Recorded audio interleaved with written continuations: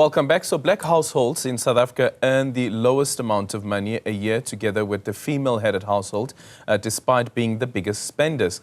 This is according to the latest Income and Expenditure Survey released by StatsSA, which has also found that black households spend the most money, especially on housing and food. Experts say that the survey confirms that poverty and inequality is hard to beat as the high cost of living, particularly food, eats away the income. To unpack these findings, we are now joined by the Statistician-General of the country, Risenga Maluleke. SG, a very good morning to you. Thank you so much for making time for us. Let me greet you and greet the viewers as well. I think what the survey also does is that it just confirms what has already been said about the high levels of inequality in the country. Specifically, when you look at the income and expenditure based on the various race groups. As an example, looking at the median expenditure for white households, 332,000, just over 332,000, whereas the income is 472,000, which means there's enough money to actually save as well. But when it comes to the colored as well as black Africans, that number becomes drastically smaller. Let's start off by saying that the income and expenditure does not give us the headline poverty numbers. It only helps us compute headline poverty numbers. So as we are talking now, in 6 to 7 months' time, we will come back with the headline poverty numbers. Having said so, definitely, the point that you are raising, Aldrin, is that it has always been like that. We have always released numbers that indicate that the black African population group, as well as the colored population group, are struggling, whether you look at employment, you look at other aspects of life, compared to the Indian Asian as well as the white population group. The Indian Asian population group is catching up with the white. Having said so, let us look at the issue of income. I want us to start with by saying that income has generally increased in South Africa from 2006, where on average it was sitting at 74,000 rand. It's now sitting at 204,000 rands. Having said so, when you look at the average, before you come to the median, which is the point that you are making, the average tells us that the white population group earns more, about 676,000 rands. And earning that amount, it means that they are far higher than any other population group, and their expenditure is 450. So they have about 250,000 rands of disposable income, whereas that of black Africans is sitting at 32,000 rands. Now, when you bring in the median, which is a point that you're making, the median helps us to see. It's like you look at if you put the one who earns the least to the one who earns the most, and you stretch them and you find the midpoint, then we realize that even when was that income has increased, and we talk about whether it comes from salaries, from imputed value of rent, or from pensions or what, black Africans continue to earn a lot more lower, as well as the colored population group. And most of that comes from pensions and grants, whereas from the white population group and the Indian Asian population group, their income comes from beyond work.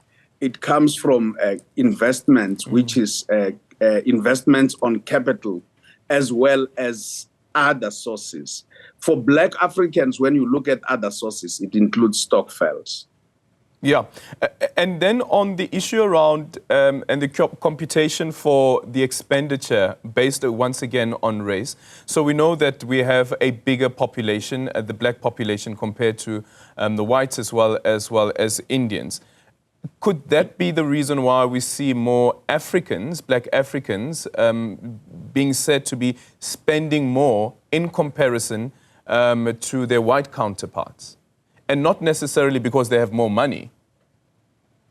It is not a question of volumes, Aldrin, because when you look at what they spend, it's very small. I mean, look at the United States. The whites are in the majority. So if it was a question of spending more, you would find that the whites are showing that their volumes come less. They are earning less than blacks. So it's all over the world. It's not a question of volumes. Okay, then let's look on the rise in consumer prices since 2017, some of the items that have been listed there. What for you stands out, dear SG, when we look at those various items, and what is the story that they are telling us? So there we have the graphic that is showing on the screen currently with all of the listed food items, including whole chicken per kg. I think the highest amount that we see per increase there is potatoes. Potatoes per kg, 12 Rand 51 cents. That has now increased to 22.62%, a plus 80% increase there.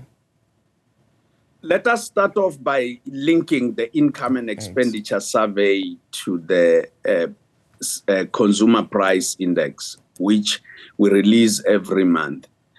It is because when you want to measure the movement of prices, you need to know what people are spending most on. So firstly, you look at, you calculate the value, the expenditure for each product, and then you will select the cumulative 80% value for each product.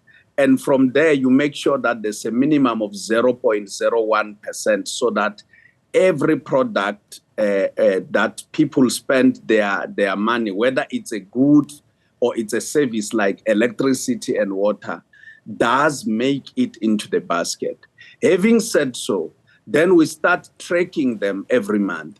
But indeed, what drives price changes, unlike in the question of petrol or fuel in the form of oil and diesel, which you can say we don't produce them. But what drives price changes is a lot of things. One, it could be the scarcity of such a product or service, but it also could be the question of where it's produced, to have to transport it to the shop floor where members of the public will buy it. Yeah. Does that formula at all get impacted by, and I'm also basing this on what we're seeing with the impact that poverty is having on the poorest of the poor, the sale of a counterfeit food? Certainly. It's just that counterfeit foods, if they don't make it to the shop where we are able to measure them, for example, if they don't make it to your Pick and Pay, if they don't make it to your rural shops where we capture, because we don't capture CPI from your spaza shop.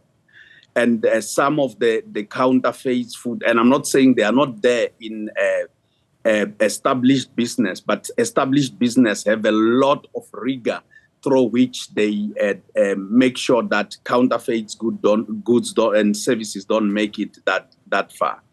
So now the point is, if we can't measure it because it's counterfeit and we do not know it exists and it's not part of the goods and services, it's not easy for us to say it's influenced by that because it's not part of the goods and services. Yeah, but what impact would that then have? Because you still have the warm bodies that are going out to buy that counterfeit foods. What happens is, even if they buy it, if you go to the shop and you can't capture it, if you go to Pick and Pay, if you go to Score, if you go to USave, and you don't find it on the shop floor, it won't have an impact. Yeah. Well, I guess what I'm trying to get to is how then should we understand the data if the data does not include the counterfeit goods, which we know that you have people that are actually buying counterfeit goods because they are being sold at spaza shops, as an example? For starters, let's go back to the explanation, Aldrin, that you take the goods, the goods that people are saying they are spending money on. Once you take the goods and you say they are spending money on, you put them in the basket of goods and services in what you call your consumer price index. So if people say they are buying a cigarette and you can find it, you will be able to measure it. But if you can't find it in the market, it doesn't have an impact.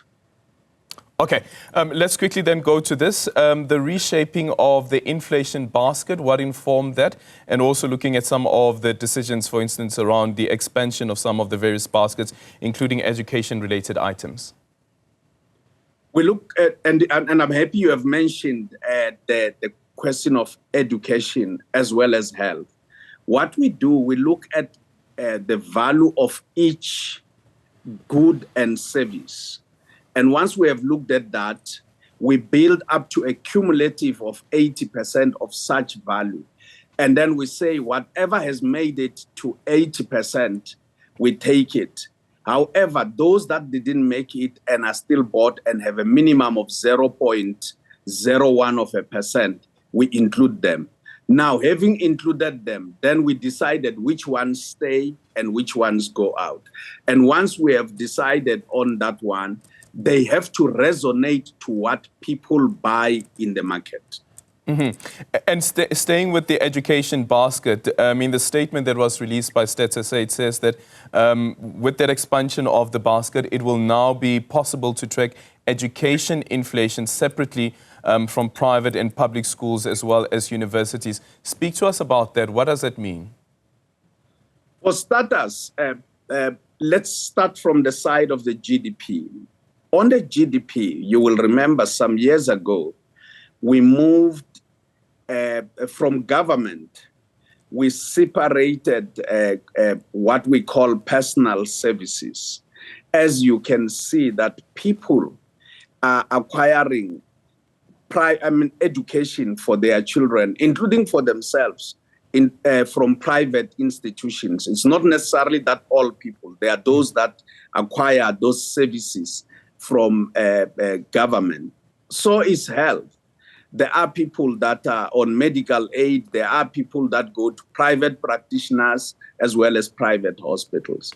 Having said so, then when we looked at where the money goes as regards education, we realized that other than buying uniform and other things like books and the like, which you could easily get from the base of what government spends, they are also paying to private institutions. And as they pay, we will be able to pick up the values, and they will form part of the CPI Consumer Price Index. Okay. And then load shedding may have influenced the changes in the basket. Speak to us about that. Not necessarily, because one of the things is that as long as, let's look at electricity, for example. In the GDP, utilities as in water, electricity, and gas, we do measure them. And during months when electricity is not being produced, or when production was low, we have indicated that it is low or consumption is low. But that is expenditure from the production, GDP from the production side.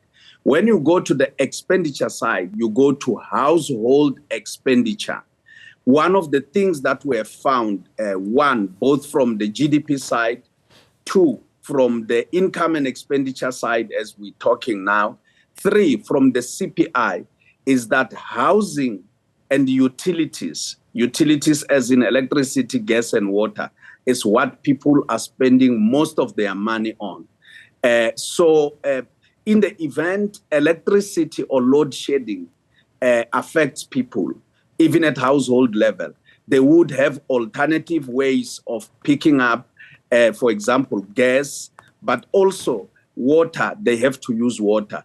Even when electricity does impact at times, supply of water, especially in large volumes, but that household people still spend, and it's their biggest spend.